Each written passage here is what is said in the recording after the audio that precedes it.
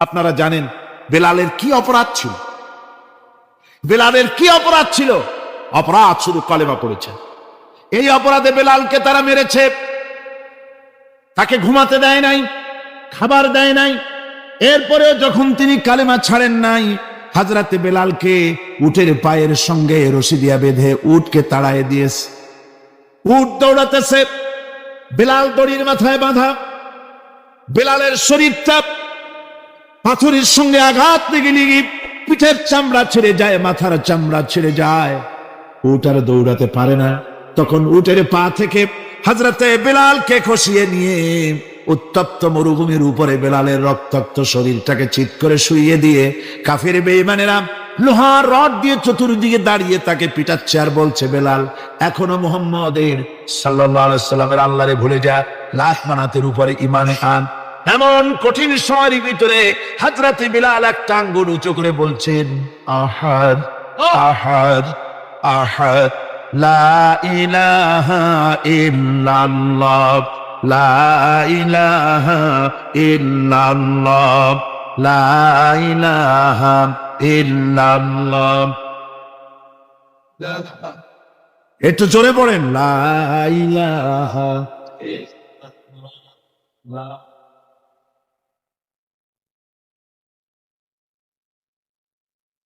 লা ইলাহা ইল্লাল্লাহু মুহাম্মাদুর রাসূলুল্লাহ। আমার ভাইরা, ওরা হযরতে খাব্বাবকে বেঁধেছে, খুঁটির সাথে বেঁধে চতুর্দিক থেকে তীর নিক্ষেপ করছে, তরবারি মারতেছে, শরীরের গোশত টুকরা টুকরা হয়ে পড়তেছে। এরপরে কাফেরের নেতা বলতেছে, থামো, একটা কথা বলে নেই। জিজ্ঞেস করছে, খাব্বাব তোমাকে ছেড়ে দিতে পারি, একটা শর্ত যদি মানো, তোমার পরিবর্তে এখানে এনে আল্লাহর নবীকে, তোমাদের নবীকে এনে বাঁধবো, তার উপর অত্যাচার করব, এটা যদি মানো তোমারে ছেড়ে দিতে পারি।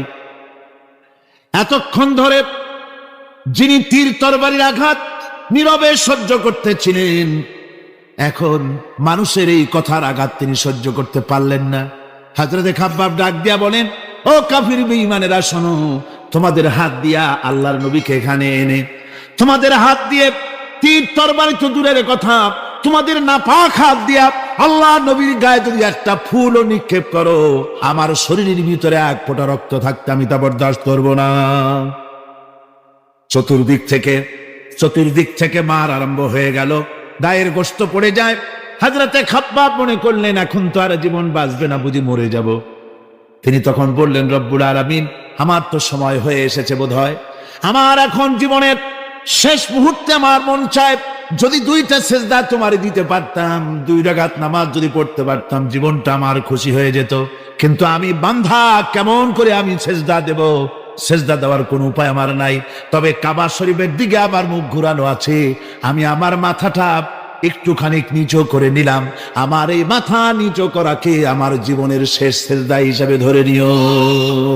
কাফির বেঈমানেরা হযরতে খাব্বাবের মাথা ধরি অন্যদিকে ঘুরিয়ে দিল।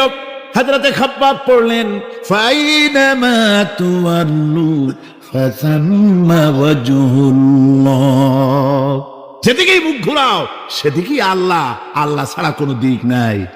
আমার ভাইরা, এই জিহাদে এত বড় ফজিলত আল্লাহ রাব্বুল আলামিন দেখেছেন। দ্বীন প্রতিষ্ঠার জন্য যারা লড়ে, আল্লাহ পাক তাদের জন্য বিরাট নিয়ামত রেখেছেন। সুবহানাল্লাহ পড়ে, লা তামাসসুহান নার ওয়া আইনুন বাকাত মিন খাশিয়াতিল্লাহ ওয়া আইনুন বাতাত তাহরিসু ফি সাবিলিল্লাহ, রাওয়াহু তিরমিজি। হযরত ইবনে আব্বাস রাদিয়াল্লাহু তাআলা তিনি বলছেন, আমি রাসূলুল্লাহকে বলতে শুনেছি, আল্লাহর নবী বলেছেন, 2টি চোখকে জাহান্নামের আগুন 2টা চোখকে স্পর্শ করবে না। একটা চোখ হচ্ছে গভীর রাত্রে যারা আল্লাহর ভয় পেয়ে জাহান্নামের ভয়তে যারা কান্দে, জাহান্নামের আগুন ওই চক্ষুকে স্পর্শ করবে না। আর যারা দ্বীন প্রতিষ্ঠার জন্য, আল্লাহর দ্বীন কায়েমের জন্য ময়দানে যারা লড়াই করে, রাতের বেলায় পাহারা দেয়, ওই পাহারারত চোখের মধ্যে জাহান্নামের আগুন ওই চোখে স্পর্শ করবে না।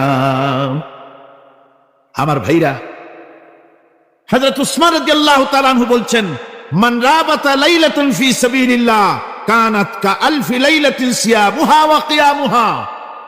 হাজার রাত ধরে রোজা রাখলে, হাজার রাত ধরে ইবাদত করলে, আর হাজার দিন ধরে রোজা রাখলে যে সওয়াব হবে, একটা ঘন্টা একটা রাত যদি কেউ পাহারা দেয় আল্লাহর দ্বীনকে প্রতিষ্ঠার জন্য, আল্লাহর দ্বীনের কোন ইসলামী রাষ্ট্রের প্রহরায় যদি কেউ যদি থাকে, একটা রাতে পাহারা দিয়ে যে সওয়াব হবে, হাজার হাজার বছর ধরে নামাজ রোজা করে ওই সওয়াব পাওয়া যাবে না। সুবহানাল্লাহ।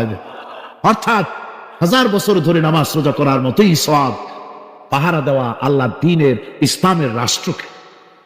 বন্ধুগণ, রাসূল পাক সাল্লাল্লাহু আলাইহি ওয়াসাল্লাম তিনি বলেছেন, কিয়ামতের দিন জাহান্নামের আগুন আর জিহাদের ময়দানের ধুলি, এ দুটি একসঙ্গে কোন মানুষের পেটের মধ্যে প্রবেশ করবে না।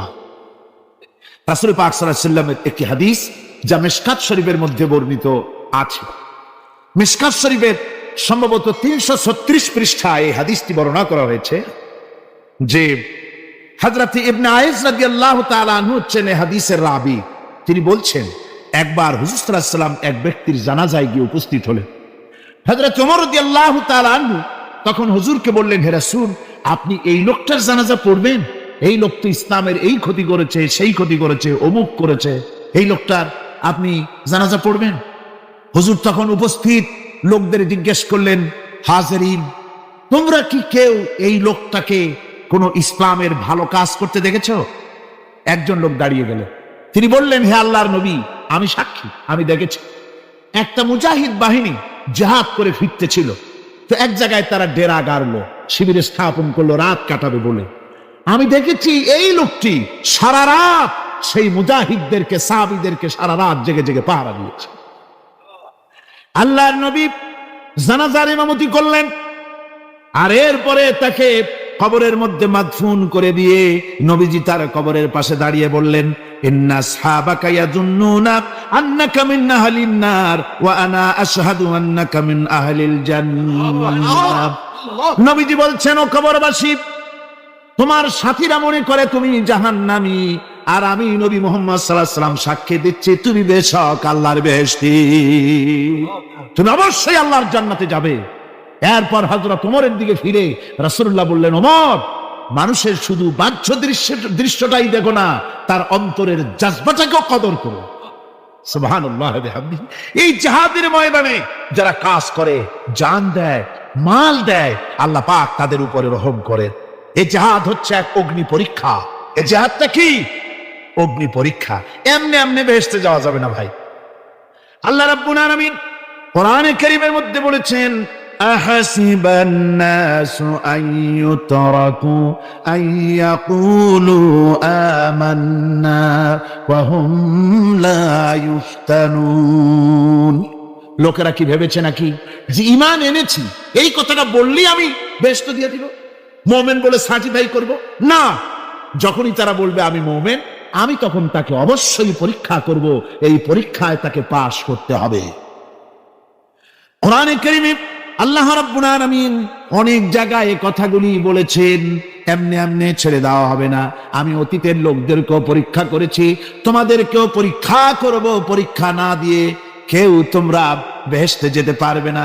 এই জমিনে তোমাদের আগুনের পরীক্ষা দিতে হবে। পয়গম্বরেরা কষ্ট করেছেন, সাহাবায়ে কিরাম কষ্ট করেছেন। আল্লাহ রাব্বুল আলামিন তিনি বলছেন, আম হাসিবতুম আন তাদখুলুল জান্নাতা ওয়া লাম্মা ইয়াতিকুম মাসালুল লাযীনা খালাউ মিন ক্বাবলিকুম মাসাতহুমুল বাসাউ ওয়াদ-দাররাউ ওয়া যুলজিলু হাত্তা ইয়াকুলার রাসূলু ওয়াল্লাযীনা মা'হু মাতা নাসরুল্লাহ আলা ইন্না নাসরাল্লাহি করিব। আল্লাহ রাব্বুল আলামিন বলেন, তোমরা কি মনে করেছো যে তোমরা বেহেশতে প্রবেশ করবে, অথচ তোমাদের পূর্বে যারা এই পৃথিবীতে এসেছিল তাদেরকে আমি যেমন পরীক্ষা করেছি ওরকম পরীক্ষা এখনো তোমাদের উপরে আসে নাই, ওরকম বিপদও আসে নাই, মুসিবতও আসে নাই। এমন বিপদ এসেছিল নবীদের উপরে, সাহাবায়ে কিরামদের উপরে, যে বিপদে মানুষ জর্জরিত হয়ে গিয়ে নবী এবং তার সাথী সঙ্গীরা একথা তারা মুখ থেকে বেরিয়ে গেছে, মাতা নাসরুল্লাহ, আয় আল্লাহ, তোমার মদত কখন আসবে? তোমার মদত কখন আসবে? মার খেতে খেতে তো শেষ হয়ে গেলাম। এইভাবে যখন মার আসে চতুর্দিক থেকে, আর মুমিনেরা ময়দানে পা জমায়ে টিকে থাকে দিন প্রতিষ্ঠার জন্য, আল্লাহ তখন খুশি হয়ে এক সময় ঘোষণা করে দিবেন, আলা ইন্না নাসরাল্লাহি করিব, আর দেরি নাই, আমার মদত, আমার সাহায্য তোমাদের জন্য অবধারিত। সুবহানাল্লাহ। আমার ভাইরা, বিষয়টা সহজ নয়। শুধু দুইটা সেজদা দিয়া, শুধু তাহাজ্জুদের কিছু নামাজ পড়িয়া আল্লাহর জান্নাতে যাওয়া এত সহজ নয়। রাস্তা খুব কঠিন, রাস্তা খুব। ये शहादत गाहे उल्फत में कदम रखना, ये शहादत गाहे उल्फत में कदम रखना, लोग समझते हैं आसान है मुसलमान होना। এটা হলো শাহাদাতের উত্তপ্ত ময়দানে পা রাখা। লোকেরা মনে করে ইসলাম গ্রহণ করা, মুসলমান হওয়া বুঝি বড় সহজ ব্যাপার। এত সহজ না। আমরা হানফি মাসলাকের লোক, ইমাম আবু হানিফার মাসলাক অনুযায়ী চলি। আমরা মনে করি বেহেশতে এমনি যাব, কিন্তু আমাদের ইমাম সাহেব কি করছেন ওই ইতিহাস আমাদের জানা নেই। খাজা বাবার মহব্বতে অস্থির। রজব মাস আসলে পরে বড় বড় ডেক্সি চড়ায়, সেই ডেক্সির উপরে লাল শালু বিছায়, তারপরে টাকা পয়সা রোজগার বহুত করে। আসলে তো খাজা না, আসলে হচ্ছে ইয়া খাজা কুস্তু আজা, পেট তো ভরে যা। পেট ভরার জন্য পয়সা করে ইনকাম করা। খাজার লা ইলাহা ইল্লাল্লাহ, এই চিশতিয়া তরিকার জিকির গ্রহণ করা হয়েছে, কিন্তু চিশতিয়া তরিকা যে আরেকটা আছে, তারাগার পর্বতে পৃথিবীরাজের সঙ্গে লড়াই করা, সেইটার কাছে নেই আমরা, সেটা না। ইমাম আবু হানিফা শুধু মস্তাই বলেন নাই, দিন প্রতিষ্ঠার জন্য রক্ত দিয়েছে, ঠিক কিনা? 8 বছর, 8টি বছর পর্যন্ত কারারুদ্ধ ছিলেন। তাকে জিজ্ঞেস করা হয়েছে, ইমাম সাহেব জেলের মধ্যে তো আছেন, কষ্ট হয়? ইমাম সাহেব বলেছেন, না কষ্ট হয় না, তবে মাঝে মাঝে একটু কষ্ট হয় মনে। 2-4 মাস পর পর আমার বুড়ি মাকে এনে হাজির করা হয় জেলখানার মধ্যে, আর আমার মায়ের সামনে আমাকে পেটানো হয়, যেন মা আমাকে বলে যে এদের সাথে একমত হয়ে যা, সেই জন্য পেটানো হয়। তা আমার মা আমার মায়ের দেখে, আর মায়ের চোখ থেকে পানি পড়তে থাকে, তখন আমার মনে বড় কষ্ট লাগে। তবে আলহামদুলিল্লাহ, মা আমার এমন, আমার মার দেখেন আর হজম করেন, আর আমাকে বলেন খবরদার এক চুলো সিদ্ধান্ত থেকে নড়বা না।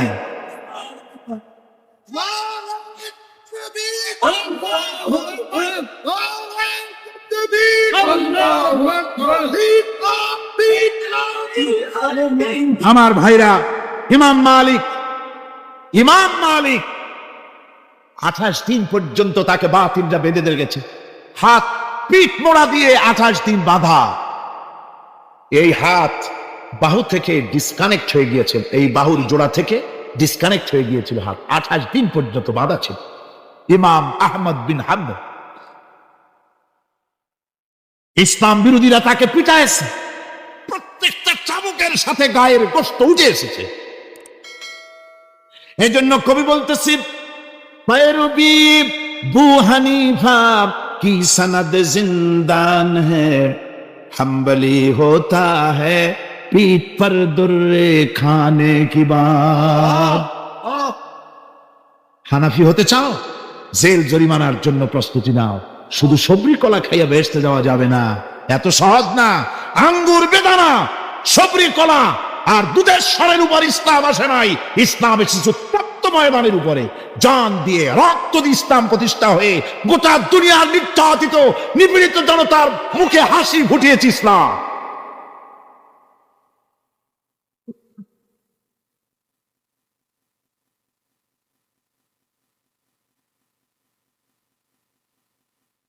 আমার ভাইয়েরা, এই জাহাজ যখন শুরু হয়ে যাবে, মুসলমানেরা যখন আল্লাহর দয় বিধান কায়েমের জন্য যখন লড়াইয়ের ময়দানে যখন ঝাঁপায়া পড়বে, সে ময়দানে যদি তাদের অস্ত্র কম থাকে, জনসংখ্যা কম থাকে, আল্লাহ রাব্বুল আলামিন আদা করেছেন ওয়া কানা হাক্কান আলাইনা নাসরুল মুমিনিন।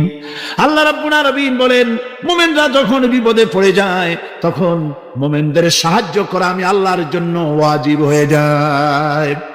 আমি আল্লাহর জন্য ওয়াজিব। আমার মুমিন ময়দানে মার খাবে আমার দিনের জন্য, আর আমি তাকায় তাকে দেখবো না? তা হবে না। প্রাথমিক পর্যায়ে দেখবো যে তোমরা আসলেই দিন প্রতিষ্ঠার জন্য লড়ো কিনা। তোমাদের বিবি বাল বাচ্চা তোমাদের সামনে শেষ হবে, ঘর বাড়ি চলে যাবে, চাকরি যাবে, সব যাবে, তারপরেও আমার দিন প্রতিষ্ঠার জন্য ময়দানে টিকে থাকো কিনা। যদি তা থাকো তাহলে আমার মদত অবশ্যম্ভব। আর কাফিরদের বিরুদ্ধে বিজয়ের জন্য রব্বুল আলামিন বলেছেন, ওয়া কাফাল্লাহুল মুমিনিনাল কিতালা ওয়া কানাল্লাহু কাবিয়্যান আজিজা। কাফেরদের বিরুদ্ধে লড়াইয়ের ময়দানে মুসলমানদেরকে সাহায্য করার জন্য আল্লাহই যথেষ্ট। কে যথেষ্ট? আল্লাহ যথেষ্ট।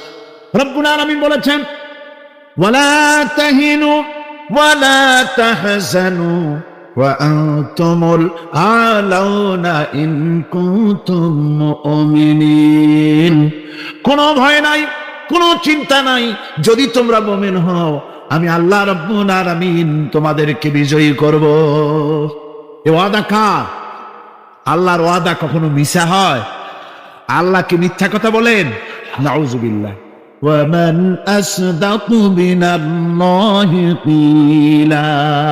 আমি আল্লাহর চাইতে সত্যবাদী আর কে হতে পারে? আল্লাহ পাক বলছেন, আমি সাহায্য করব তোমাদেরকে, যদি প্রয়োজন হয় তাহলে আমি ফেরেশতা দিয়ে সাহায্য করব। সুবহানাল্লাহ।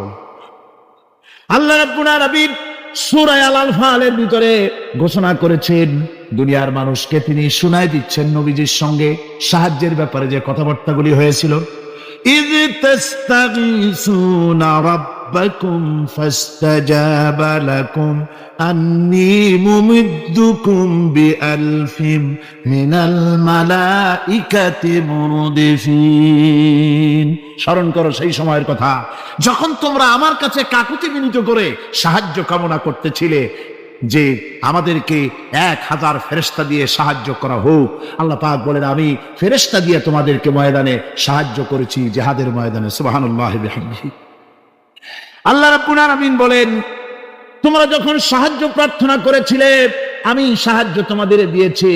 স্মরণ করো সেই সময়ের কথা যখন তোমাদের নবী তোমাদেরকে বলেছিল, ইয তাকুলু লিল মুমিনিনা আলাই ইয়াকফিয়াকুম আইয়ুমিদ্দাকুম রাব্বুকুম বিসালাসাতিন আলাফিন মিনাল মালাইকাতি মুনজিলিন। আল্লাহ রাব্বুল আলামিন বলেন, আমি এইভাবে করে যখন তোমাদের নবী তোমাদেরকে বলেছিল যে তোমাদের জন্য এটা কি যথেষ্ট নয় যে আল্লাহ পাক তোমাদের জন্য 3000 দিয়ে ফেরেশতা নাজিল করবেন? হ্যাঁ, আমি তখন 3000 ফেরেশতা নয় বরং 5000 ফেরেশতা দিয়ে তোমাদেরকে সাহায্য করার ওয়াদা করেছি। 3000 নয়, 5000 চিহ্নযুক্ত ফেরেশতা নাজিল করে দিয়ে তোমাদের সাহায্য করব বলে আমি ওয়াদা করেছি।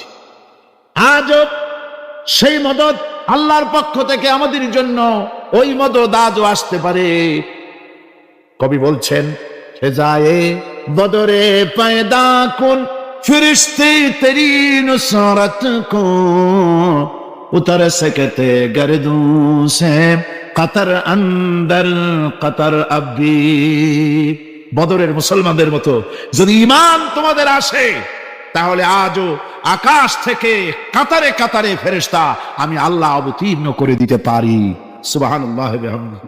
আমার ভাইরা, হযরতে সাদ বিন আবি ওয়াক্কাস রাদিয়াল্লাহু তাআলা আনহু, তিনি কাদিসিয়ার যুদ্ধের পর যখন পারস্য দখলের জন্য চললেন, পারস নগর অবরোধ করলেন, সামনে পড়ল নদী। এই নদী পাড়ি দিবেন, সাথে তার হাজার হাজার সৈন্য, এই সৈন্য নিয়ে নদী পাড়ি দিবেন। জিজ্ঞেস করলেন সাহাবীদের, তোমরা কি চাও? ইসলামের আন্দোলন, ইসলামের জিহাদ, আল্লাহর দ্বীন এখানেই শেষ হয়ে যাক, এটা চাও? না ইসলামের এই কলেমার আওয়াজ নদীর ওপারেও নিয়ে যেতে হবে, অথচ আমাদের কাছে কোনো পারাপারের কোনো নৌকা নাই, কি করতে চাও? সাহাবীরা বললেন, আমরা আপনার অর্ডার ফলো করব, আমরা এই নদীর ওপারে গিয়েও কালেমার পতাকাকে উড্ডীন করতে চাই, কালেমার সুশীতল ছায়াতলে গোটা দুনিয়াকে আনতে চাই। হযরতে সাদ তখন বললেন, তাহলে তোমরা সবাই আমার পেছনে পেছনে এই দরিয়ার ভিতরে ঝাঁপিয়ে পড়ো, আর আমার সঙ্গে সবাই উচ্চারণ করো, নাস্তাঈনু বিল্লাহি ওয়া নাতাওয়াক্কালু আলাইহি হাসবুনাল্লাহু নি'মাল ওয়াকিল নি'মাল মাওলা ওয়া নি'মান নাসির।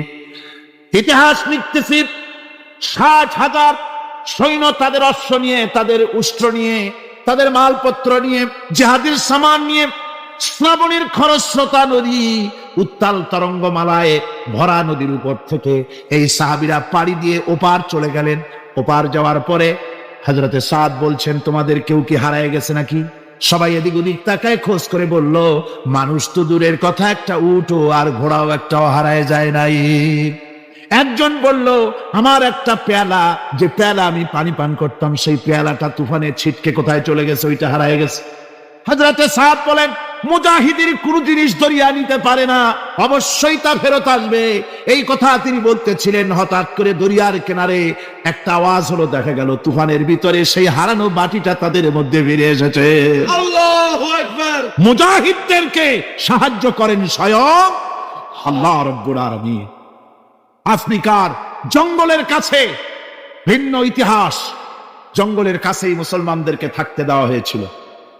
মনে করা হয়েছিল জঙ্গলের সমস্ত হিংস্র প্রাণীরা এই মুসলমানদের শেষ করে দেবে, যুদ্ধ করা লাগবে না। হযরতে সাদ সে অবস্থা বুঝতে পারলেন, তিনি একটা মঞ্চ তৈরি করলেন। সেই মঞ্চের উপরে দাঁড়ায় জঙ্গলের প্রাণীদের দিকে লক্ষ্য করে তিনি নোটিশ জারি করে দিলেন, বললেন, ইয়া আইয়াতুহাল হাশারাত ওয়াস সিবাউ নাহনু আসহাবু রাসূলুল্লাহ সাল্লাল্লাহু আলাইহি ওয়াসাল্লাম। হে জঙ্গলের হিংস্র প্রাণীরা, আমরা আল্লাহ রাসূলের সাহাবী, ফাইন্না নাসিলুনা ফামান ওয়াজাদনা বাদাহু কাতালনাহু। আমরা রাসূলের সাহাবী, এইখানে আল্লাহর দ্বীনকে কায়েম করার জন্য আমরা এসেছি, আল্লাহর কলেমার আওয়াজ নিয়ে আমরা এখানে রাত কাটাবো। সুতরাং এই জঙ্গলের ভিতরে হিংস্র প্রাণী যত আছো, সব আমাদের এই জায়গা ছেড়ে অন্যত্র চলে যাও।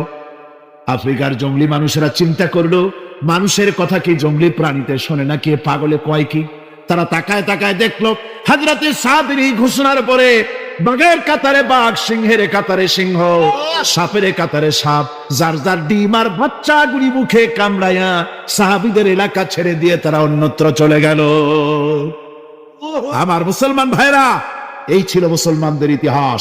দিন প্রতিষ্ঠা করার কাজে মুসলমান এগোলে আল্লাহই মদত করেন। কে মদত করেন? বিশ্বকবি, কবি সম্রাট আল্লামা ইকবাল রহমতুল্লাহ আলাইহি বলেছেন, দস্ত দস্ত है दरिया भी न छोड़े हमने, दस्त दस्त है दरिया भी न छोड़े हमने, बहर जुल्मत पे दौड़ा दिए घोड़े हमने। আমরা সেই মুসলমান, প্রান্তর তো প্রান্তর, আমরা দরিয়ার খরস্রোতা উত্তাল তরঙ্গের উপর থেকে ঘোড়া দাবড়িয়ে আফ্রিকার ভূখণ্ডে কালেমার পতাকা আমরা উড্ডীন করেছি। আমরা সেই মুসলমান।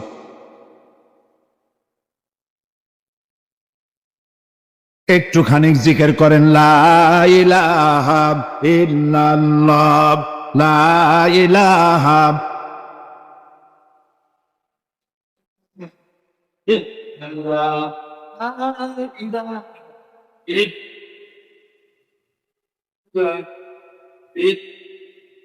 লা ইলাহা ইল্লাল্লাহু মুহাম্মাদুর রাসূলুল্লাহ।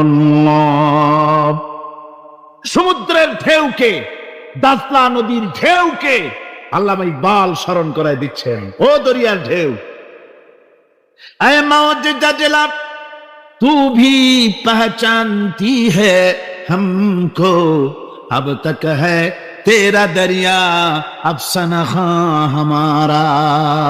হে টাইগ্রিসের উত্তাল তরঙ্গমালা, নিশ্চয় তোমার ভুলে যাওয়ার কথা নয় যে তোমার উপর থেকেই আমরা দরিয়া পার হয়ে উপরে গিয়ে কালেমার পতাকা উড্ডীন করেছিলাম। আমরা সেই মুসলমান। আজ ইসলামী চেতনা হারায়া আমরা আজকে দুনিয়ার মধ্যে সবচেয়ে লাঞ্ছিত, পদদলিত, হেয় প্রতিপন্ন জাতিতে পরিণত হয়েছি। আমার ভাইরা, মহাকবি, বিশ্বকবি, কবি সম্রাট আল্লামা ইকবাল রহমতুল্লাহ আলাইহি সুন্দর করে বলেছেন, মুসলমানদেরকে লক্ষ্য করে বলেছেন, ঘোষণা করো, বাতিলদেরকে জানায়া দাও, আমরা মাথা নত করার জাতি নই। আমরা মাথা নত করার জাতি? ভারত আজ আমাদের দিকে চোখ রাঙায়, ভারত চোখ রাঙায় তাকায় আমাদের দিকে, দুনিয়ার অনেকেই আমাদের দিকে চোখ রাঙায়। বিশ্বকবি আল্লামা ইকবাল বলেছেন, বাতিল সে দবনে ওয়ালে আয়ে আসমান নেহি হাম, बातिल से दबने वाले आए आसमां नहीं हम, सोबर कर चुका है तू इम्तिहान हमारा। বাতিলের সামনে মাথা নত করার জাতি আমরা নই। ওই আকাশ সাক্ষী, এ জমিন সাক্ষী, আমরা মাথা দিয়েছি কিন্তু মাথা নত করি নাই, শির দিয়েছি আমামা দেই নেই, সে জাতি আমরা। সুবহানাল্লাহ ওয়া বিহামদিহি। সেই জাতি আজ দুনিয়ার বুকে লাঞ্ছিত, পদদলিত হচ্ছে। কারণ কি? কারণ হচ্ছে একমাত্র এই যে আমরা আমাদের জীবনের উদ্দেশ্য ভুলে গিয়েছি। আমার ভাইয়েরা, আল্লাহর এই রাস্তায়, আল্লাহর এই দিন প্রতিষ্ঠার জন্য লড়াই হবে, জেহাদ হবে। জেহাদের কথাই বলতেছি। এই জেহাদ হলো পৃথিবীর নির্যাতিত, নিপীড়িত মানুষের মুক্তির জন্য জেহাদ। জেহাদ কি জন্যে? আমরা রাষ্ট্রপ্রধান হব, আমরা দেশ দখল করব, নেতৃত্ব দিব, এজন্য নয়। আমরা জেহাদ করব মানুষকে, মানুষের তৈরি করা মতবাদ, নির্যাতন থেকে, জুলম থেকে, অত্যাচার থেকে মানুষকে বাঁচাবার জন্য, মানবতা, নিগৃহীত নির্যাতিত মানবতার মুখে মুক্তির হাসি ফুটাবার জন্য আমরা করব লড়াই। সেই লড়াইয়ে এগিয়ে আসতে হবে তরুণদেরকে। কাদেরকে? জোরে বলতে হবে, কাদেরকে? তরুণদের আসতে হবে, যুবকদের আসতে হবে। আমার আনন্দে বুক ভরে যায় যখন দেখি মাহফিলে, আজকে তো এই মাহফিল কোরআনে কারীমের কথা এই ভূখণ্ডে আল্লাহ বলার তৌফিক দিয়েছেন। 35টি বছর পার হয়ে গেছে, জীবনের 35টি বছর কোরআনে কারীমের সামান্য একটু খেদমত করার তৌফিক আল্লাহ পাক দান করেছে। যখন এই কাজ প্রথম শুরু করি তখন দেখেছি মাহফিলে যারা আসে তাদের 95% দাড়ি পাকা বুড়া মানুষ। কিন্তু দিন যত যেতে লাগলো, দিন যত যেতে লাগলো, 71 পার হয়ে গেল, 72, 73, 74 এলো, আস্তে আস্তে দেখা গেল চিত্র উল্টে গেল। আজ মসজিদে তরুণদের জন্য জায়গা পাওয়া যায় না। যারা মসজিদে যায় সব তরুণ। যারা আগে হজে যেত সব বুড়া মানুষ, পাপ করার আর কোনো বয়স নাই, তখন যাইতো হজ করতে। এখন আলহামদুলিল্লাহ তরুণেরা যায় হজ করতে বেশিরভাগ। আজকের মাহফিল দেখুন, দাঁড়ায় দেখতে বলি নেই, জায়গায় বসে আর ডাইনে বা একটু তাকায় দেখেন কারা বেশি, দাড়ি পাকা না যুবক? যুবক আর তরুণ দিয়ে আল্লাহর এই মুজাহিদ, আল্লাহর এই গোলামদের দিয়ে আল্লাহ মাহফিল ভরে দিয়েছেন। জোরে কোন সুবহানাল্লাহ, জোরে কোন আলহামদুলিল্লাহ। এই তরুণ যুবকরাই হচ্ছে ইসলামের সম্পদ। ইসলামের সম্পদ কে? তরুণ আর যুবকেরা। তোমাদের অবদান ইসলামে সব চাইতে বেশি। মনে রাখবেন যুবকেরা, শোনো, ইসলাম প্রতিষ্ঠিত হয়েছে তোমাদের রক্তের উপরে। কাদের রক্তের উপরে? যুবকদের রক্তের উপরে। যারা ইসলাম প্রথম কবুল করেছিলেন তারা কিন্তু বুড়ো ছিলেন না কেউ। প্রথম যে ব্যক্তি ইসলাম কবুল করলেন হযরতে সাইয়্যিদুনা আবু বকর সিদ্দিক রাদিয়াল্লাহু তাআলা আনহু, বয়স ছিল 37 বছর। 37 বছর বয়সে দাঁতটা পড়িয়া খুনখুনা বুড়া হয়ে গেছিল নাকি? হযরত ওমর ইসলাম যখন কবুল করেন তখন তিনি ছিলেন 26 বছরের টকবগে যুবক।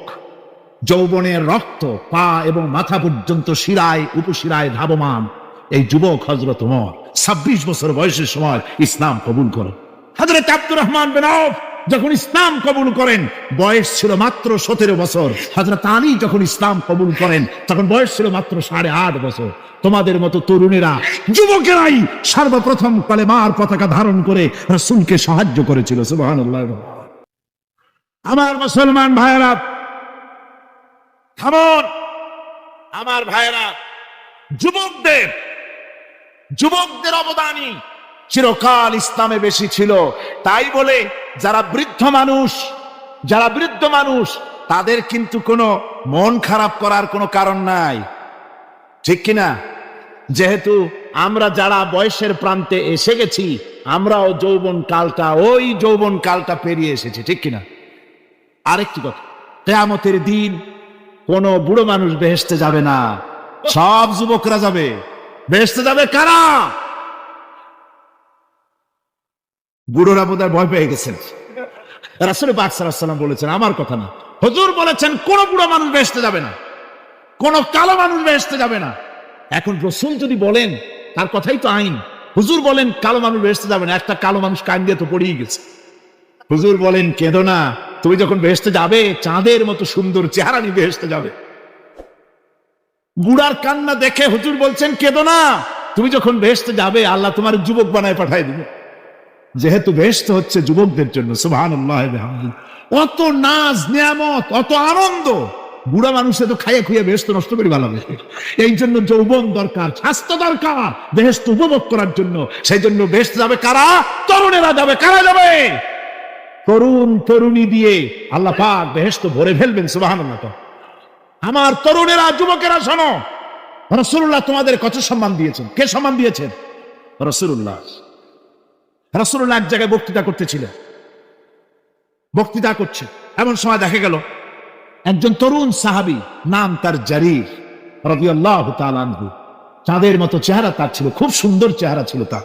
হযরত জারীর বসতে না পেরে জায়গা পায় না, দাঁড়ায় আছে। রাসূল নিজের গায়ের চাদরটা খুলে জারীরের দিকে নিক্ষেপ করলেন, বললেন, জারীর দাঁড়িয়ে আছো, আমার চাদর উপরে বসো। সুবহানাল্লাহ।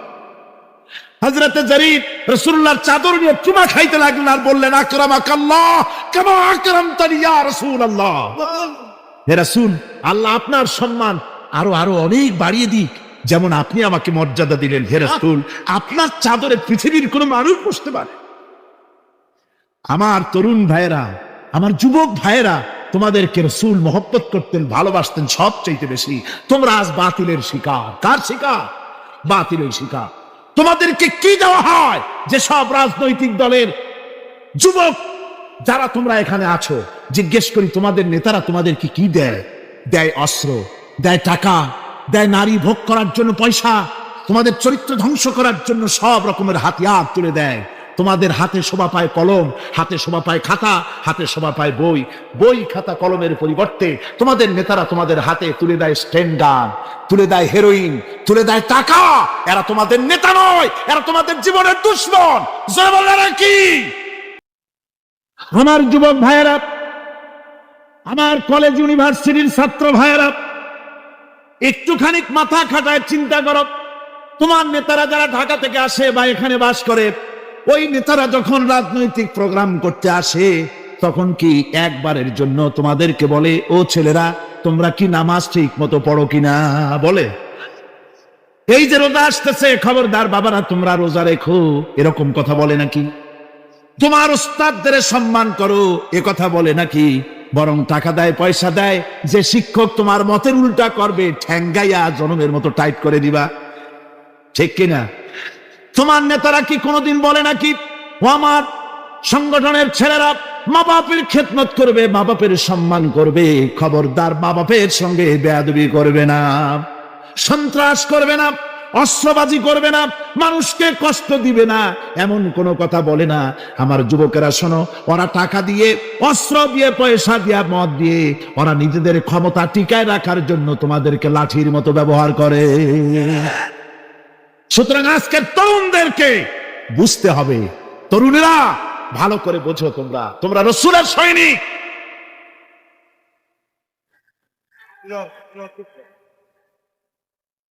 তোমাদের পক্ষে সম্ভব। বসুন। আমি বুঝতে পেরেছি কথা যেহেতু তরুণদের, আর তরুণদের জনসমুদ্র, কাজী জনসমুদ্রের মধ্যে উত্তাল ঢেউ তো সৃষ্টি হবেই, স্বাভাবিক। কিন্তু সেই স্বাভাবিকতার সুযোগ নিয়ে দাঁড়ায় বিশৃঙ্খলার সৃষ্টি করবেন না। আমার ভাইরা, আমরা ইসলাম আমাদের আদব শিক্ষা দেয়। কি শিক্ষা দেয়? আদব। শুধুমাত্র কোন লোক পেশাব পায়খানার কথা বললে তাকে রাস্তা ছেড়ে দেবেন, যেতে বলবেন। তা না হলে তো আপনাদেরই অসুবিধা হবে। কথা বুঝতে পেরেছেন? বাকি কেউ উঠবেন না, দাঁড়াবেন না। এত বড় বেহেশতি মাহফিল জীবনে আরেকবার পাবো কোন নিশ্চয়তা আছে? আপনি আমাকে বলেন, আল্লাহর আকাশের নিচে জমিনের উপরে এর থেকে শ্রেষ্ঠ কোন মাহফিল আছে নাকি? কারণ কারণ এ মাহফিল কোরআনের মাহফিল। কিসের মাহফিল? এর থেকে শ্রেষ্ঠ মাহফিল আল্লাহর আকাশের নিচে জমিনের উপরে হতে পারে না। সুতরাং বেয়াদবি কেউ করবেন না। তরুণেরা, যুবকেরা, তোমাদের এগিয়ে আসতে হবে। নির্যাতিত মানবতার পাশে তোমাদেরকে দাঁড়াতে হবে। আজ শ্রমিকরা তাদের ন্যায্য পাওনা পাচ্ছে না, কৃষক তাদের উৎপাদনের মূল্য পাচ্ছে না, নারী তার সতীত্বের গ্যারান্টি পাচ্ছে না। মানুষেরা আজ নির্যাতিত, নিপীড়িত। সারা পৃথিবীতে Bosnia, Algeria, Somalia, Palestine, Kashmir, Burma, Philippines, Bharat, পৃথিবীর সর্বত্র নির্যাতিত মুসলমানদেরকে বাঁচাবার জন্য আমার খালিদ বিন ওলীদের উত্তরসূরিরা, সালাউদ্দিন আইয়ুবী, জামালউদ্দিন আফগানি, হযরত আলী উত্তরসূরি, আজকের মাহফিলের যুবক আর তরুণরা, তোমরা কি রক্ত দিতে পারবে? আমার মুসলমান যুবকেরা, আল্লাহর রাস্তায়, আল্লাহর রাস্তায়, আল্লাহর রাস্তায় রক্ত দিলে তার অবস্থা কি হবে শোনো। আল্লাহ রাব্বুল আলামিন বলেছেন, ওয়ালা তাকুলু লিমান ইউকতালু ফি সাবিলিল্লাহি আমওয়াত বাল আহইয়াউ ওয়ালাকিন লা তাশউরুন। আল্লাহ রাব্বুল আলামিন বলেন, আমার রাস্তায় যারা নিহত হয়েছে, আমার রাস্তায় যারা জীবন দিল, ওরা মরে গেছে এই কথা তোমরা বলো না। ওরা জিন্দা। ওরা কি? আমার রাস্তায়, আমার দিন প্রতিষ্ঠার জন্য, মানবতার মুখে হাসি ফুটাবার জন্য, নির্যাতিত মানবতার গোলামীর জিনজির থেকে তাদেরকে বাঁচাবার জন্য সংগ্রাম করতে গিয়ে যারা জীবন দিল, ওরা মরে নাই, ওরা জিন্দা। ওরা কি? জিন্দা। আল্লাহ বলেন, আল্লাহ পাক বলেন, ওরা জিন্দা তোমরা জানো না, আমার কাছ থেকে তারা রিজেক্ট প্রাপ্ত হয়। যারা শহীদ হয়, শাহাদাতের কথা শুনে যাদের ভয় লাগে, অস্ত্রের খোঁচা খায়া, গুলি খায়া, বায়োনেট খায়া, ড্যাগারের গুতা খায়া মরা, জানি কত যন্ত্রণা। নবীজি বলতেছেন, আন আবি হুরায়রা রাদিয়াল্লাহু তাআলা আনহু আন্না রাসূলুল্লাহ সাল্লাল্লাহু আলাইহি ওয়াসাল্লাম মা ইয়াজিদু শাহীদু মিন মাসিল কাতল কামা ইয়াজিদু আহাদুকুম মিন মাসিল কারছা। তিরমিজি, নাসাই। আল্লাহ নবী বলেছেন, হযরত আবু হুরায়রা হাদিসটি বর্ণনা করেছেন, নবীজি বলেছেন, শাহাদাতের মওত হলো তোমাদের কেউ যদি আরেকজনকে একটা চিমটি কাটে, ওই চিমটি কাটায় যতটুকু যন্ত্রণা, শাহাদাতের মওতের এর চাইতে বেশি কিছু যন্ত্রণা নয়। শাহাদাতের মওতটা হচ্ছে একটা সেতু। এটা কি সেতু? এটা ব্রিজ। এপারে দুনিয়া, ওপারে আল্লাহ। সুবহানাল্লাহ ওয়া বিহামদি। মরার সাথে সাথে দিদার ইলাহি নসিব হয়ে যাবে। সুবহানাল্লাহ ওয়া বিহামদি।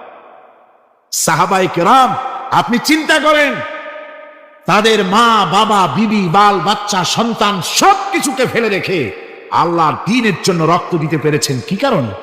জীবনকে তাদের কাছে তুচ্ছ মনে হয়েছে। এই জীবন জীবন নয়, ওই জীবনই তো সবচাইতে সেরা জীবন, যে জীবনে আমার মাওলা আমার উপরে খুশি হয়ে যাবে। সুবহানাল্লাহ। আমার মাবুদ আমার উপরে খুশি হয়ে যাবে। ওইটা হচ্ছে সবচাইতে নিয়ামতের মওত।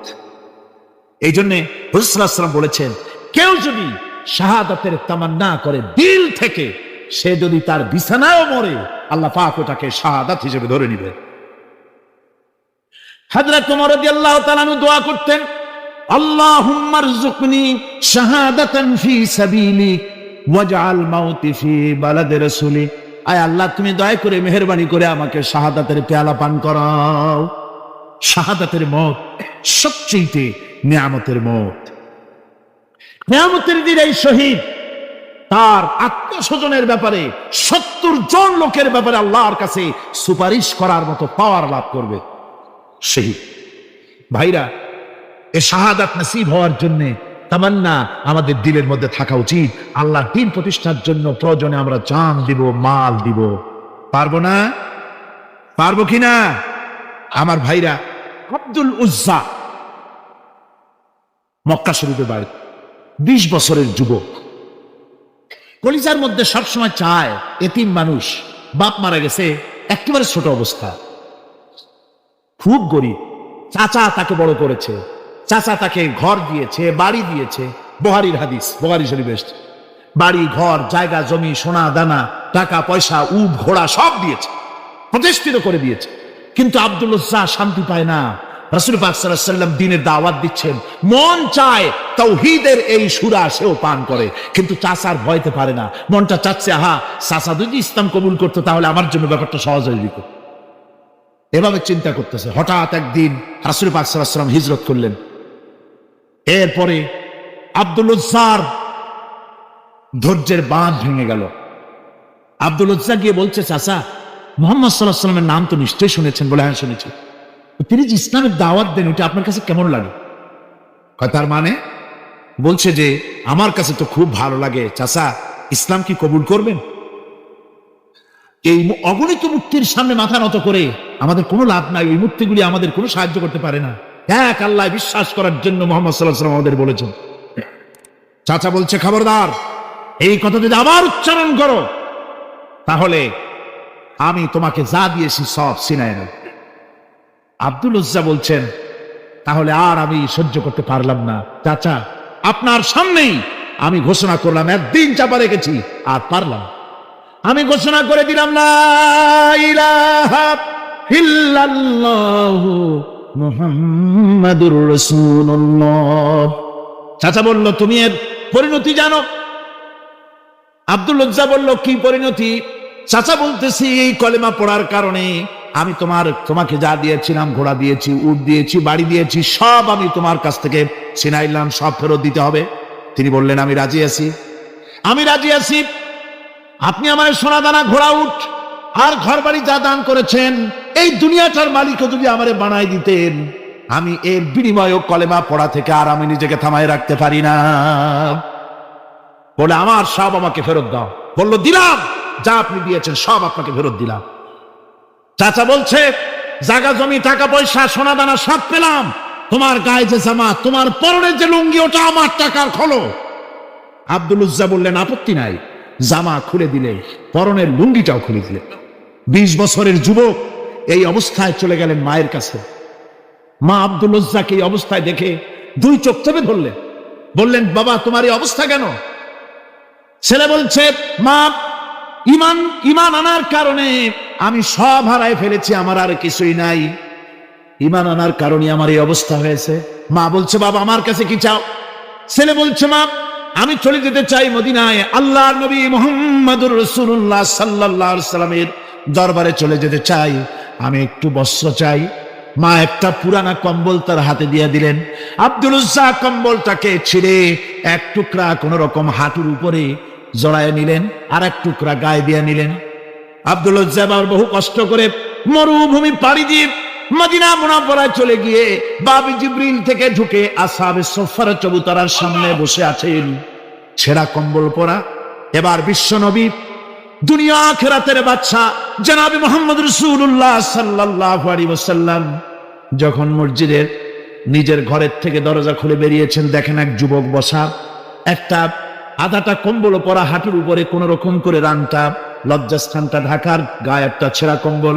তার এই অবস্থা দেখে হুজুর জিজ্ঞেস করেন, তুমি কে? যুবক বলছে, আমি আব্দুল উজ্জা। ইসলাম কবুল করার জন্য আমার সব ছিল, আমি কম ধনী ছিলাম না। আমার চাচা সব নিয়ে গেছে, সিনাই রেখেছে, আমার লুঙ্গিটাও দেয় নাই। ঘটনা সব তিনি খুলে খুলে বললেন। হুজুর বললেন, তোমার নাম আব্দুল উজ্জা নয়, তোমার নাম আব্দুল্লাহ। আব্দুল্লাহ জুলবাজাদাইন তার নাম। হযরত আব্দুল্লাহ জুলবাজাদাইন কি রাসূলুল্লাহ দিয়া দিলেন, আসহাবে সুফফাদের সাথে মিলাই দিলেন, এখানে থাকো, খাবার আসতে পরে খাবে। তাদের সব সময় খাবার থাকতো না। আসহাবে সুফফায় তারা থাকতেন যাদের ঘর নাই, বাড়ি নাই, থাকার জায়গা নাই। ক্ষুধার জ্বালায় যখন তারা অতিষ্ঠ হয়ে যেতেন, নবীজি ঘরের থেকে তাহাজ্জুদের জন্য যখন বেরোতেন, ক্ষুধার্ত সাহাবীরা রাসূলের চেহারা দেখার সঙ্গে সঙ্গে ক্ষুধা নিবৃত হয়ে যেত। হযরতে রাসূল পাক সাল্লাল্লাহু আলাইহি ওয়াসাল্লাম আব্দুল্লাহকে ওনাদের মধ্যে ভিড়ায় দিলেন। আব্দুল্লাহ এবার কোরআন শরীফ পড়ে। কোরআন শরীফ পড়তে গিয়া চিল্লায় চিল্লায় তিনি পড়েন, আস্তে আস্তে পড়েন না।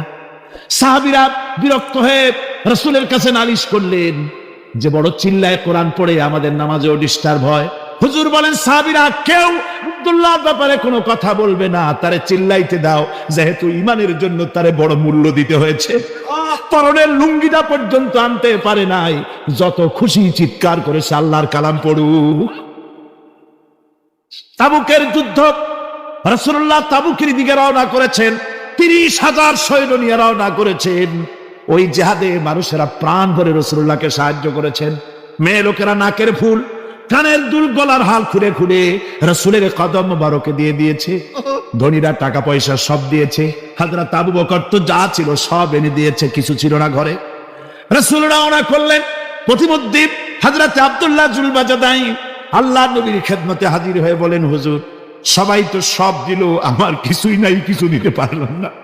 হুজুর আপনি আমার জন্য দোয়া করেন, আমি যেন এই তাবুকের ময়দানে কাফেরদের বিরুদ্ধে লড়াই করে যেন শহীদ হয়ে যেতে পারি। মাল দিতে পারি নাই, কিন্তু আল্লাহর জন্য যেন আমার জীবনটা দিয়ে দিতে পারি।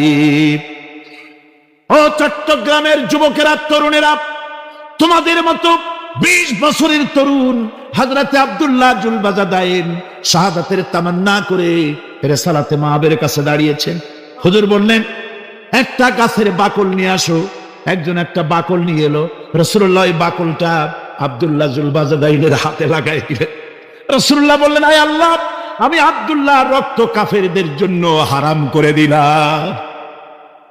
হযরত আব্দুল্লাহ বলছেন, ইয়া রাসূলুল্লাহ, আমি চাইছিলাম শহীদ হব, আর আপনি আমার রক্তটা হারাম করে দিলেন কাফেরদের জন্য। আল্লাহর নবী বলেন, আব্দুল্লাহ রে, কোনো চিন্তা করো না, তোমার মৃত্যু যদি জ্বরেও হয়, আল্লাহ রাব্বুল আলামিন তোমার শাহাদাতের দরজা দিয়ে দিবেন। তাবুকের প্রান্তরে চলে গেলেন। কয়েকদিন ওই তাবুকের ময়দানে থাকায় রাসূলের কাছে খবর এলো, আব্দুল্লাহ মারাত্মক জ্বরে আক্রান্ত হয়ে ইন্তেকাল করেছেন। রাসূলুল্লাহ বললেন, আমি জানাজা পড়াবো। হযরতে আব্দুল্লাহর জানাজা হলো গভীর রাত।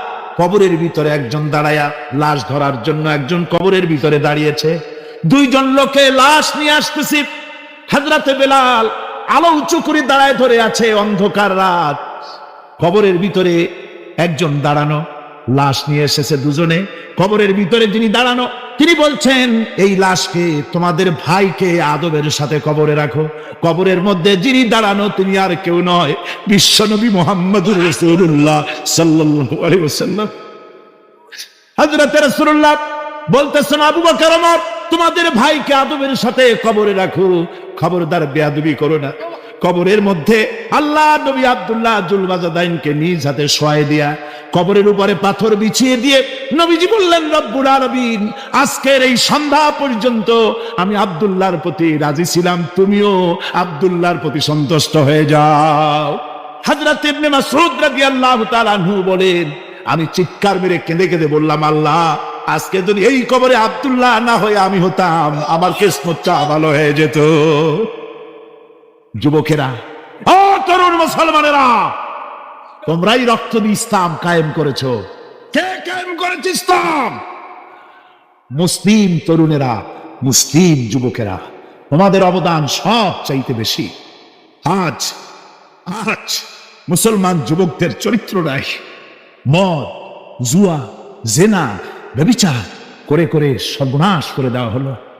সরকারি ভাবে, বেসরকারি ভাবে, বিভিন্ন ভাবে যুবকদেরকে মিসগাইড করার জন্য মদ দেওয়া হয়, টাকা দেওয়া হয়, অস্ত্র দেওয়া হয়, সব দিয়ে যুবকদের চরিত্র নষ্ট করা হচ্ছে। অথচ যুবক হচ্ছে একটা জাতির মেরুদণ্ড। জাতির কি মেরুদণ্ড? এই মেরুদণ্ডকে ঘুণে ধরেছে, এই মেরুদণ্ড নষ্ট করার ব্যবস্থা করা হয়েছে। আমার মুসলমান ভাইয়েরা, হাদিস থেকে শোনো, বদরের প্রান্তরে যুদ্ধ হবে। রাসূলুল্লাহ সাহাবায়ে কিরামদেরকে রেডি করেছেন, কিন্তু এই যুদ্ধটা বড় মারাত্মক, এই জিহাদ বড় মারাত্মক। জিহাদ হবে, চাচার বিরুদ্ধে ভাতিজা জিহাদ করবে, বাপের বিরুদ্ধে সন্তান অস্ত্র ধারণ করবে, ভাইয়ের বিরুদ্ধে ভাই অস্ত্র ধারণ করবে। কোন জায়গা? বদর। কোন জায়গায়? বদর। মক্কা থেকে যারা আসতেছে, সব চাচা, ভাই, মামু, খালু, এরা আসতেছে। আপন আপন লোকেরা আপন লোকের বিরুদ্ধে অস্ত্র ধারণ করবে। এটা কি সহজ? কোন এটা কি সহজ? রাসূলুল্লাহ যুদ্ধের কথা মানুষকে বুঝাচ্ছেন, একটু ইতস্তত করছেন। হযরত রাসূল পাক সাল্লাল্লাহু আলাইহি ওয়াসাল্লাম যুদ্ধের কথা সাহাবায়ে কিরামদের সামনে পেশ করতেছেন আর একটু ইতস্তত করতেছেন এই কঠিন যুদ্ধে সাহাবীরা কিভাবে মেনে নেবে। রাসূলের মনের অবস্থা বুঝতে পেরে হযরত মিকদাদ রাদিয়াল্লাহু তাআলা আনহু বর্ষিয়ান সাহাবী তিনি দাঁড়ায় গেলেন। তিনি দাঁড়ায় বলছেন, ইমদি বিনা ইয়া রাসূলুল্লাহ হাইসু মা তাশা। হে রাসূল, আপনি আমাদেরকে নিয়ে চলুন, আল্লাহ যেদিকে আপনাকে যেতে বলে, হাইসুমা তাশা আয় হাইসুমা আমারাকাল্লাহ, যেদিকে আল্লাহ আপনাকে যেতে বলেন আমাদেরকে নিয়ে আপনি সেদিকে চলেন। ইন্না লা নাকুলু লাকা কামা ক্বালা বানু ইসরাঈল লিমূসা আলাইহিস সালাম ইযহাব আনতা ওয়া রাব্বুকা ফাকাতিলা ইন্না হাহুনা কাঈদুন। আমরা মুসা আলাইহিস সালামের উম্মতের মতো বলবো না যে হে মুসা তুমি আর জিবরাইল আর তোমার আল্লাহ যুদ্ধ করো, আমরা ঘরে বসে আরাম করি, এই কথা আমরা বলবো না হুজুর। বাল ইযহাব আনতা ওয়া রাব্বুকা ফাকাতিলা ইন্না মাআকুমা মুকাতিলুন। হে রাসূল, বরং আমরা বলবো আপনি যুদ্ধ করুন, আপনি আমাদের নিয়ে চলুন, আমরা লড়বো আপনার সাথে কাফেরদের বিরুদ্ধে, ততক্ষণ পর্যন্ত লড়বো মা দামাত আইনুম মিন্না তাতাররাফ।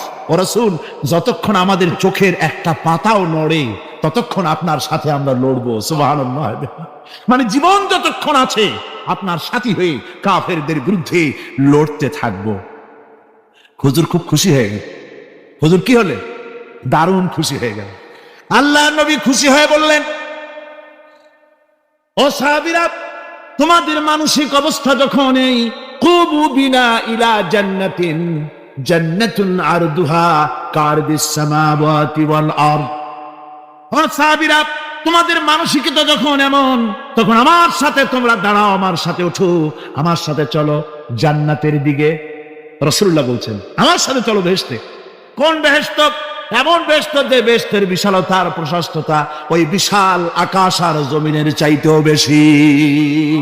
এই বিরাট জান্নাতের দিকে চলো আমার সাথে। ফাকামা উমাইর বিন হামাম ওয়া কানা ইয়াকুলুত তামার। যুবকেরা, তোমাদের মতো তরুণ, তোমাদের মতো এক যুবক যার নাম উমাইর, তিনি দাঁড়িয়ে গেলেন, হাতে ছিল খোরমা, খোরমা খাচ্ছিল।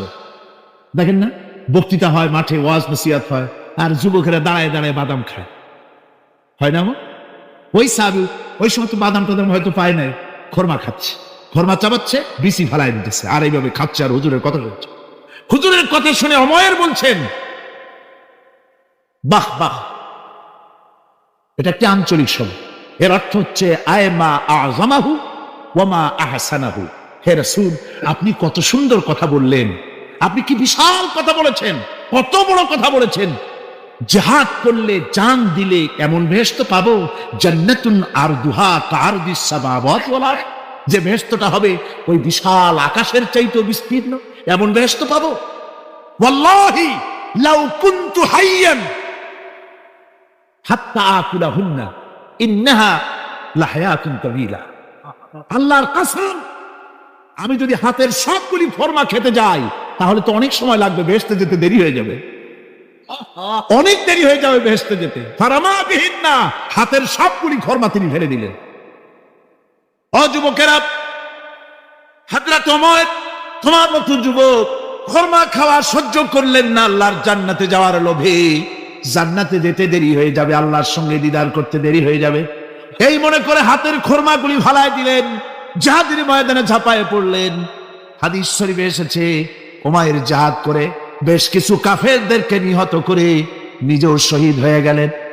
রাসূলুল্লাহ বদরের শহাদাদের জানাজা করার সময় একজন সাহাবী বলে দিলেন, হুজুর, এই সেই উমাইর, আপনি যখন বেহেশতের কথা বলছিলেন, খোরমাগুলি খাওয়ার তর সহ্য হয় নাই বেহেশতে যাওয়ার জন্য, এই সেই উমাইর। আল্লাহর নবী উমাইরের কাছে দাঁড়ায় আঙ্গুল দিয়ে তার শরীরের দিকে দেখায় বললেন, ইন্নাকা মিন আহলিহা। ও যুবক, যেই বেহেশতের জন্য খোরমা খাওয়ার সময় তুমি পাও নাই, আমি নবী সাক্ষী দিচ্ছি তুমি অবশ্যই সেই বেহেশতের অধিবাসী, ওই বেহেশত তোমার জন্য। সুবহানাল্লাহ। আমার ভাইরা, কিয়ামতের দিন এই জান্নাত আল্লাহ রাব্বুল আলামিন দান করবেন ওই সব লোকদের জন্য যারা জান দিবে, মাল দিবে, রক্ত দিবে আল্লাহর দ্বীনের জন্য। কিসের জন্য? আল্লাহর দ্বীন কায়েমের জন্য। যারা জান মাল ওয়াকফ করে দেবে, জীবনকে উৎসর্গ করে দেবে, তাদের জন্য আল্লাহ পাক এই বিরাট নিয়ামত রেখেছেন। তরুণদের বলতে চাই, যুবকদের বলতে চাই, আর বাতিলের পেছনে ঘুরো না, আর তোমার ওই সব নেতাদের পেছনে ঘুরো না যারা নিজেরাও নামাজ পড়ে না, তোমাকেও নামাজের কথা বলে না। ওরা নিজেরা মিথ্যা কথা কয়, তোমরা টের পাও না? কি বলেন, টের পাওয়া যায় না? মারামারি করে নিজেরা আর বদনাম দেয় অপরের উপরে। চোখের সামনে যারা এরকম পারে, চোখের সামনে যারা এরকম পারে, তাহলে রাত দিন 24 ঘন্টা তাদের আমলটা কেমন? এদের পেছনে ঘুরে কোনো লাভ নাই। কোনো লাভ আছে? হ্যাঁ, একটা লাভ আছে। সেই লাভটা হচ্ছে টাটকা কিছু সুখ পেতে পারো, কিছু মদের টাকা, কিছু হোটেলের টাকা, কিছু পরের মেয়ে নিয়ে ঘোরার টাকা, কিছু ভ্রমণের টাকা, কিছু অস্ত্রপাতি, কিছু ত্রাস সৃষ্টি করা। আর ত্রাস সৃষ্টি করবা, কয়টা অস্ত্রের মালিক হইছো? যুবক, তরুণ, বিপদগামী তরুণদের বলবো, সরকার অননুমোদিত অস্ত্র যাদের কাছে আছে, শুনে রাখো, এই অস্ত্র কাউকে ক্ষমা করে না। এই অস্ত্র কাউকে ক্ষমা করে না। সাপ পোষার মতো, যে সাপ তুমি দুধ কলা দিয়ে পোষো, ওই সাপ তোমাকে আবার দংশন করবে। ওঝা মরে না মরে না? সাপ খেলা যারা দেখায় তারা মরে কিনা? ওই সাপেই তাকে কাটে। সুতরাং গভর্নমেন্ট অনুমোদিত অস্ত্র তোমার কাছে, পাইপ গান, রিভলভার, স্টেন গান, এলএমজি, আদমজি, কত রকমের অস্ত্রপাতি যুবকদের কাছে। ঘুম নাই, সারা রাত অস্ত্র থাকে কাছে, আর কি কি লাল পানি খাইয়া চোখ দুইটা থাকে এত বড় বড়, দেখলেও ভয় করে। মাথায় ভাল্লুকের মতো চুল। মানুষ মারো তোমরা, মানুষ মারো। আহা, যারে মারলা একটুখানি হিউম্যানিটি, বিবেক দিয়ে চিন্তা করো। যাকে মেরেছ ওই রাত্রে তার বাড়ির কাছে যাও, ওই রাত্রে গোপনে তার বাড়ির কাছে গিয়ে দেখো তার মা কিভাবে তার সন্তানের জন্য কাঁদতেছে, মায়ের কোলটা খালি হয়েছে বলে কিভাবে কাঁদতেছে, তার বাবা কিভাবে কাঁদতেছে, তার বউ থাকলে কিভাবে ছটফট করতেছে, তার কলিজার টুকরা সন্তান থাকলে কিভাবে আব্বা আব্বা বলে কাঁদতেছে। যারে গুলি করে মেরেছো একবার বাড়ির কাছে গিয়ে কান পাইটা শোনো। মনে রাখো যুবক, সন্ত্রাসীরা, শুনে রাখো, অস্ত্র দিয়া মানুষকে যারা মেরেছো, আল্লাহর কসম করে বলি, যেভাবে মেরেছো ওইভাবে তোমাকেও নিহত হতে হবে, কোনো সন্দেহ নাই। বাড়িতে গিয়ে ডায়েরিতে লিখে রাখো আমার কথা। থামুন, বাড়িতে গিয়ে ডায়েরিতে লিখে রাখুন, ডায়েরিতে লিখে রাখো। যদি তুমি কাউকে হত্যা করে তার বউকে যদি বিধবা বানায় থাকো, তোমার বউ বিধবা হবেই, কোনো সন্দেহ না। তুমি যদি কারো ছেলেকে এতিম বানায় থাকো, তোমার ছেলেকে আল্লাহ এতিম বানায় রাস্তায় ভিক্ষা করায় ছাড়বেন। তুমি যদি কারো বাপকে মাকে কাঁদায় থাকো, আল্লাহ রাব্বুল আলামিন তোমার মা বাপকে কাঁদাবেন। তুমি যদি বেয়নটের খোঁচা দিয়া, ড্যাগারের খোঁচা দিয়া একটা মানুষকে যদি বুক ফেড়ে থাকো, তোমার বুকটা ঝাঁঝরা করে দেওয়ার মতো অস্ত্র আল্লাহ তৈরি করে রেখেছে। বিশ্বাস করো, বিশ্বাস করো। অননুমোদিত অস্ত্র থানায় জমা দিয়ে দাও, মসজিদে ঢোকো, নামাজ পড়ো, চরিত্রবান হয়ে যাও। তোমাদের প্রতি আমার উদাত্ত দাওয়াত, আমার বুক ভরা দরদ। তোমাদের বিরুদ্ধে আমাদের কোনো বিদ্বেষ নাই, হিংসা নাই, আছে কলিজা বড় দরদ। দেখতে পাচ্ছি জাহান্নামের দিকে যাচ্ছ। এই পথটা কোন দিকের পথ? যারা বলেন কোথার পথ? ওই নেতাদের পিছনে আর চলো না, তওবা করো। ওই নেতাদের পিছনে আর যাবে না যারা তোমাদেরকে টাকা দেয় আর অস্ত্র দেয়, যারা তোমাদেরকে মদ দেয় আর নারী দেয়, ওদের পেছনে আর চলবে না। ওয়াদা করো। যুবকরা কি পারবে ওয়াদা করতে? ওই সব নেতাদের পিছনে জীবনে আর যাবে না। ওয়াদা করতে পারো? হাত উঁচু করে দেখাও যুবকেরা।